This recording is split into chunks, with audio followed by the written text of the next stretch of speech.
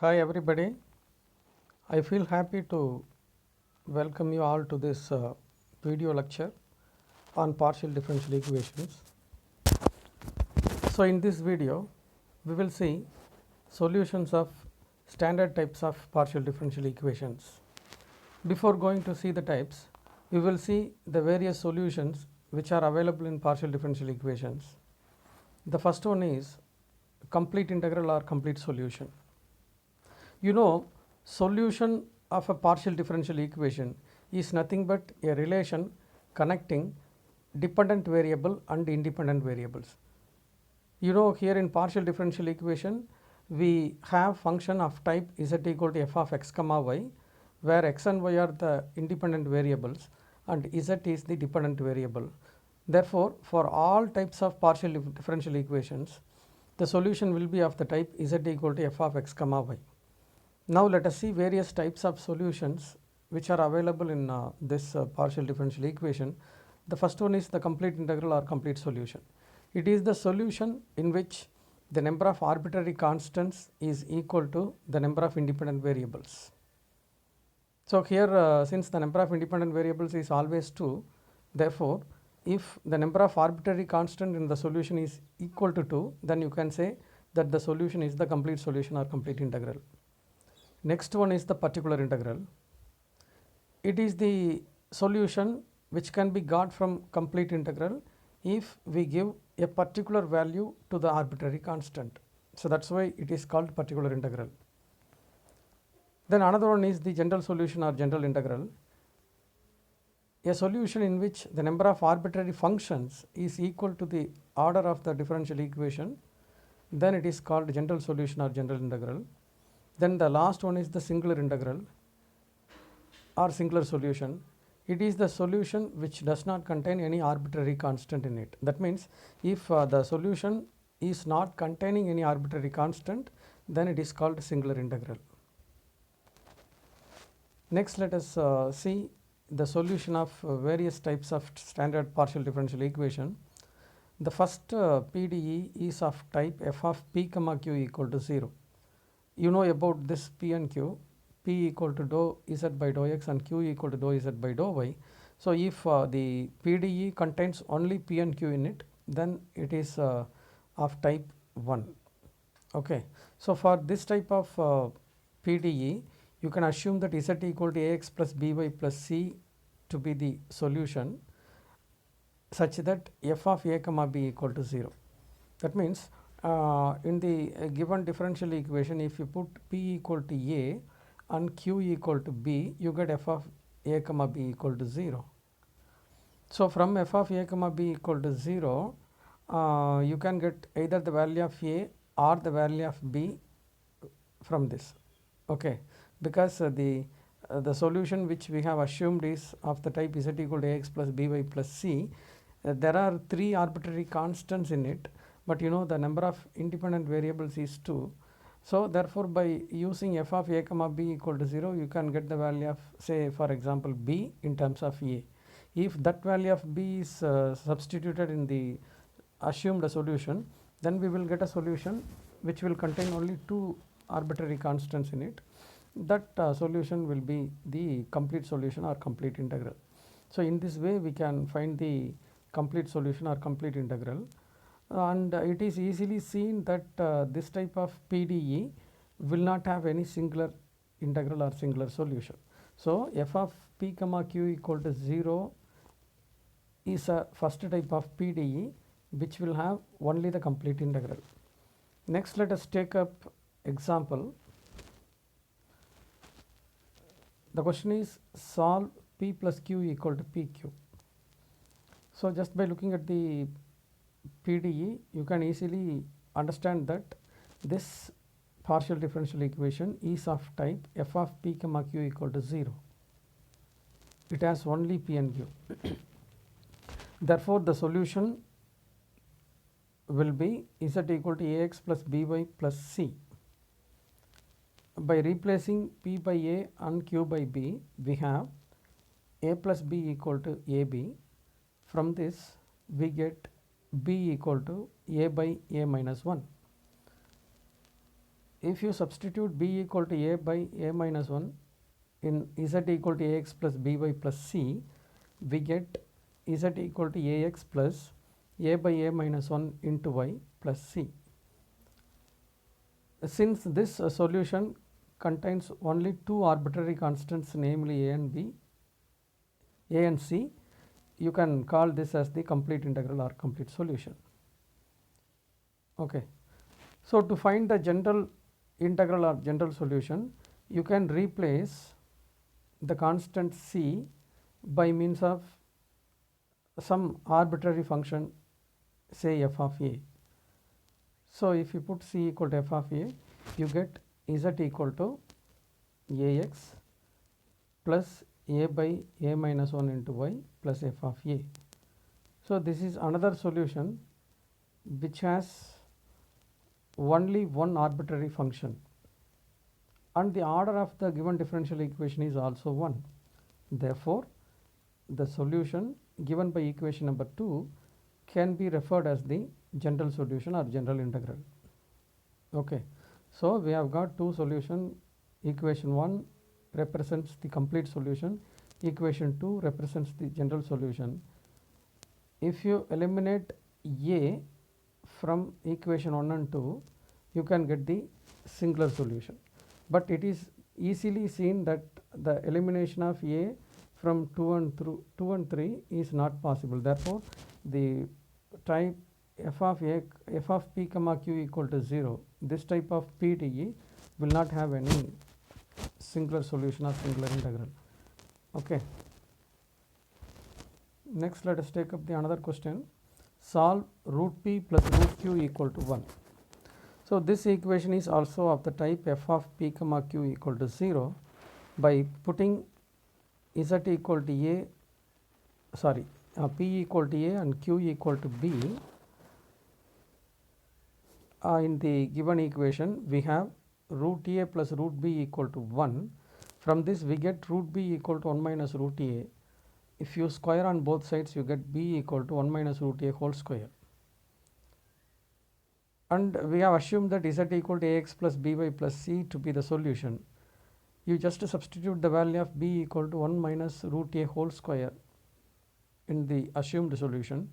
We get z equal to ax plus 1 minus root a whole square into y plus c. You take it as number 1.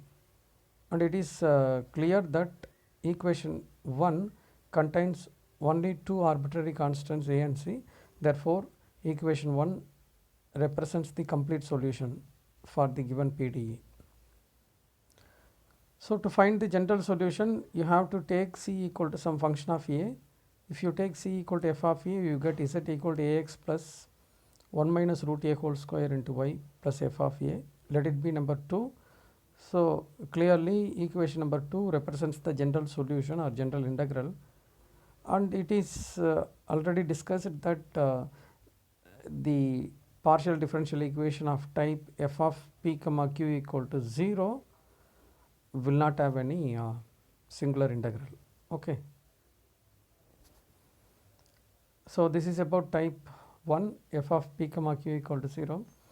Next, let us take up another type, very important type, known as Clairaut's type. The general form of the Clairaut's partial differential equation is z equal to px plus qy plus f of p comma q. The complete integral for this Clairaut's partial differential equation can be got by putting p equal to a and q equal to b. So the complete integral or complete solution is z equal to ax plus by plus f of a comma b. Take it as equation number 1. To find the singular integral, you have to eliminate the arbitrary constants from 1. So for eliminating the arbitrary constants from 1, we have to differentiate equation 1 partially with respect to x and with respect to y. By means of doing this, we can get two identities. If you solve or if you eliminate the constants from these three identities, you will get the singular integral. So singular integral is 1, which does not have any arbitrary constants in it. Next, let us move on to a sample problem from Clairaut's form. The question is, find the singular solution of z equal to px plus qy plus root of p square plus q square plus 1. So it is clear that the given equation is of the type z equal to px plus qy plus function of pq, f of p comma q. It is a Clairaut's form. Therefore, the complete integral can be got by taking p equal to a and q equal to b. So the complete integral is z equal to ax plus by plus root of 1 plus a square plus b square. You take it as equation number 1. To find the singular solution, we have to eliminate a and the constant b. For that, we have to differentiate equation 1 partially with respect to a and b. Okay.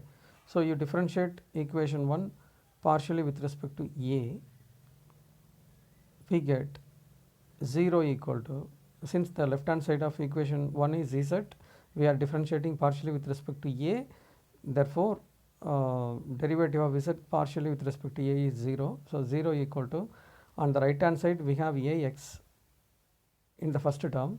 So in ax, x is constant and the derivative of a with respect to itself is 1. So we have x plus second term by has no a in it, therefore its derivative will be 0, and the third term has a in it.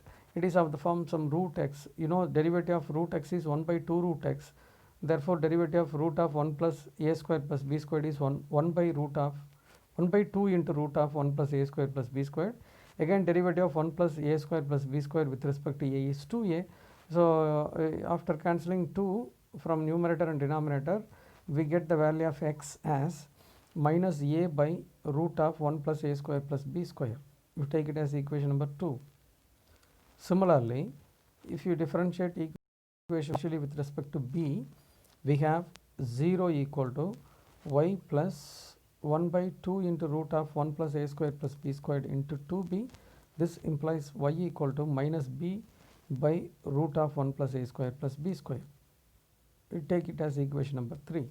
So we have got equations 2 and 3 by means of differentiating the complete integral given by equation 1 partially with respect to a and b.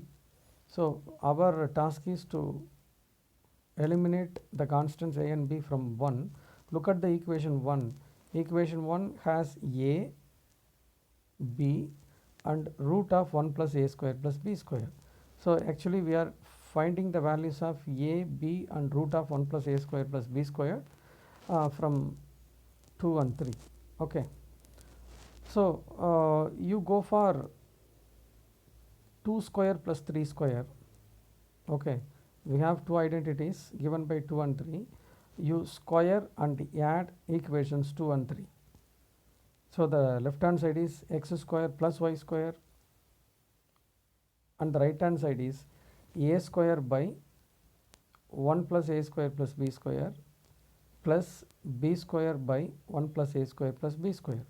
So if you square and add equations 2 and 3, you get x square plus y square equal to a square plus b square by 1 plus a square plus b square.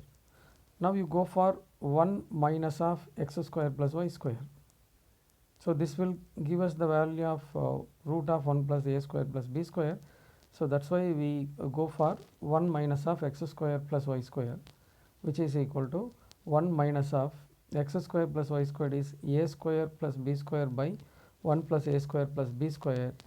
You take LCM on the right hand side and you simplify, you get 1 by 1 plus a square plus b square.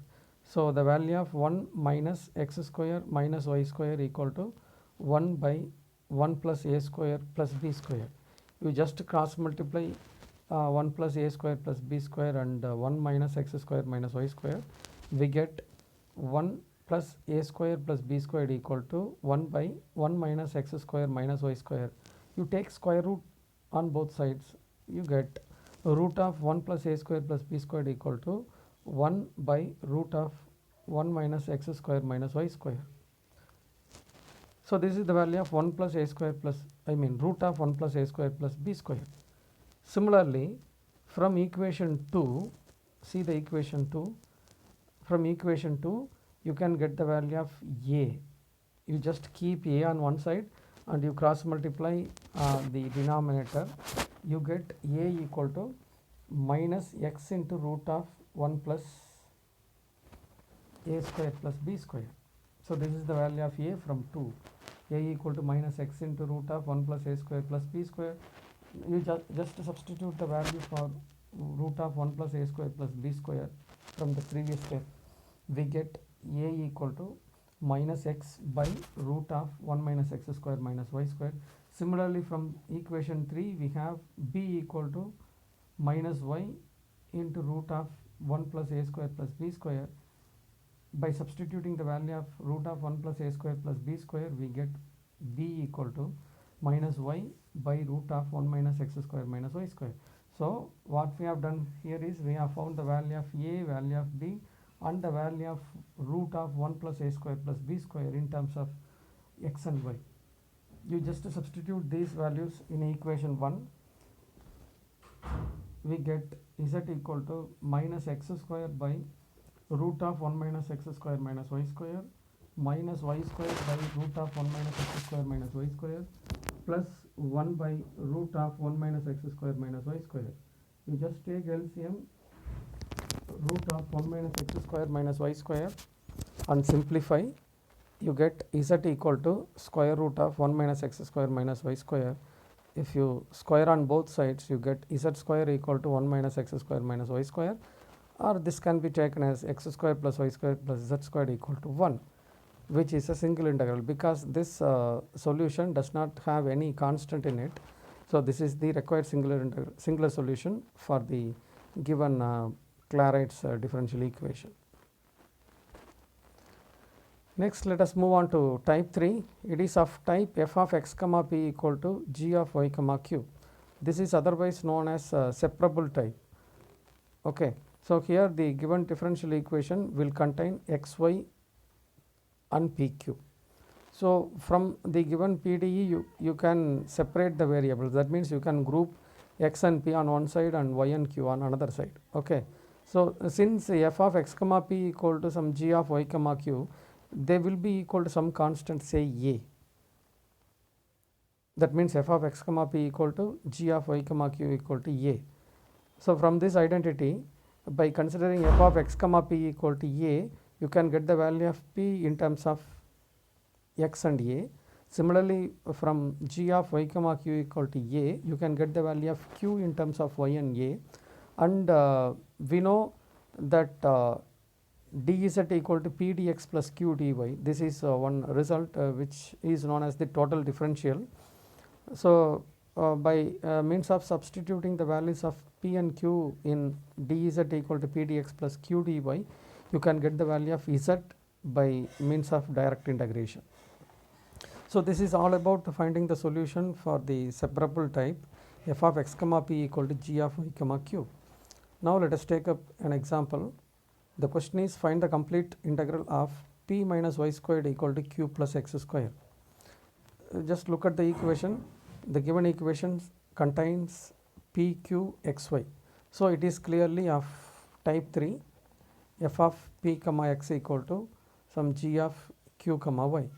So you group xp on one side, yq on another side from the given equation.